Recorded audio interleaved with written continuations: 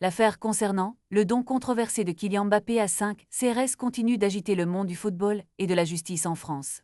Ce vendredi, me Jean-Baptiste Souffron, avocat d'un des policiers impliqués, a affirmé que le montant total de 180 300 € versé par le champion du monde était parfaitement licite. La polémique a débuté avec la révélation du canard enchaîné, et les premiers échos de cette affaire ont suscité une onde de choc dans les cercles médiatiques. Selon l'avocat, son client, un commandant de police, a perçu 60 300 €.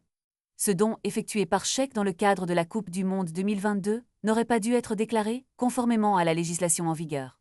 Souffron a tenu à clarifier que les interventions de son client en 2023, lors de déplacements publics de Mbappé, ne devraient pas être liées à ce don. L'enquête préliminaire, ouverte par le parquet de Paris pour des soupçons de travail dissimulé et de blanchiment de fraude fiscale, a été engendrée par un signalement de Tracfin, l'unité de renseignement financier. Ce rapport, datant de juillet 2024, évoque des transactions financières atypiques en faveur de 5 policiers chargés de la sécurité des équipes de France. Parmi les événements notables, le voyage de Mbappé au Cameroun, où il était escorté par l'un des agents concernés, est sous le microscope des enquêteurs. L'avocat a insisté sur le fait que les actions de son client s'inscrivaient dans le cadre de son rôle normal de responsable de la sécurité auprès de la FFF et qu'il n'avait reçu aucune contrepartie pour ces interventions. En parallèle, il a été révélé que 4 brigadiers-chefs avaient reçu 30 000 € chacun, tandis que 3 agents de sécurité privés avaient également été rétribués. L'inspection générale de la police nationale a démarré une enquête administrative suite au signalement de Tracfin.